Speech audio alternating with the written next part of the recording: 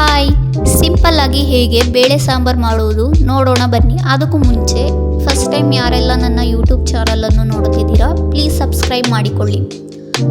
ಬೇಳೆ ಸಾಂಬಾರು ಮಾಡಲು ಒಂದು ಟೊಮೊಟೊ, ಈರುಳ್ಳಿ, ಬೆಳ್ಳುಳ್ಳಿ, ಸಾಂಬಾರು ಸೊಪ್ಪು, ಕರಿಬೇವು, ಜೀರಿಗೆ, ಅರ್ಧ ಕಪ್ಪಷ್ಟು ಬೇಳೆಯನ್ನು ತೆಗೆದುಕೊಳ್ಳಿ.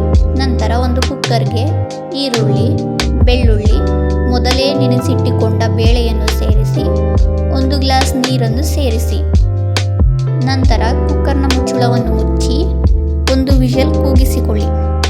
ನಂತರ ಒಂದು ಪ್ಯಾನ್ಗೆ ಬೆಳ್ಳುಳ್ಳಿ, ಜೀರಿಗೆ, ಮೆಣಸಿನಕಾಯಿಯನ್ನು ಸೇರಿಸಿ ಫ್ರೈ ಮಾಡಿಕೊಳ್ಳಿ.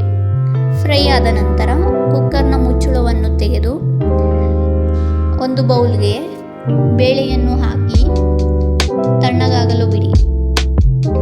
ತಣ್ಣಗಾದ ನಂತರ ಒಂದು ಜಾರ್ಗೆ ಬೇಳೆ, ಮೊದಲೇ ಫ್ರೈ ಮಾಡಿ ಇಟ್ಟುಕೊಂಡ ಜೀರಿಗೆ, ಬೆಳ್ಳುಳ್ಳಿ, ಮೆಣಸಿನಕಾಯಿಯನ್ನು ಸೇರಿಸಿ ನಂತರ ಅರ್ಧ ಕಪ್ಪಷ್ಟು ಸಾಂಬಾರು ಸೊಪ್ಪನ್ನು ಸೇರಿಸಿ 1.5 ಸ್ಪೂನಷ್ಟು ಸಾಂಬಾರು ಪುಡಿಯನ್ನು ಸೇರಿಸಿ ಅರ್ಧ ಸ್ಪೂನಷ್ಟು ಗರಂ ಮಸಾಲ ಸೇರಿಸಿ ಚೆನ್ನಾಗಿ ರುಬ್ಬಿಟ್ಟುಕೊಳ್ಳಿ.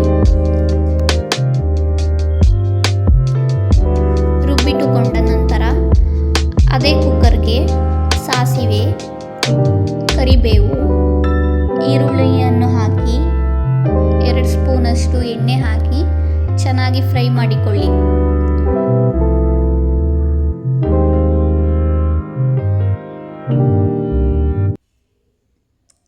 ಈರುಳ್ಳಿಯನ್ನು ಗೋಲ್ಡನ್ ಕಲರ್ ಬರೋವರೆಗೂ ಫ್ರೈ ಮಾಡಿಕೊಳ್ಳಿ.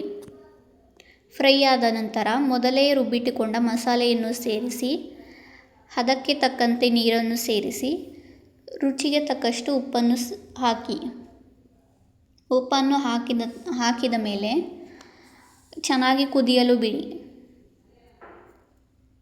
ನಂತರ ಬಿಸಿ ಬಿಸಿಯಾದ ಬೇಳೆ ಸಾಂಬಾರು ರೆಡಿಯಾಗುತ್ತೆ. ಇದನ್ನು ಅನ್ನದ ಜೊತೆ ಅಥವಾ ಮುದ್ದೆ ಜೊತೆ ಸವಿದರೆ ಸೂಪರ್ ಆಗಿರುತ್ತೆ. ಯಾರೆಲ್ಲ ನನ್ನ ಯೂಟ್ಯೂಬ್ ಚಾನಲನ್ನು ನೋಡ್ತಿದ್ದೀರಾ ಪ್ಲೀಸ್ ಸಬ್ಸ್ಕ್ರೈಬ್ ಮಾಡಿಕೊಳ್ಳಿ.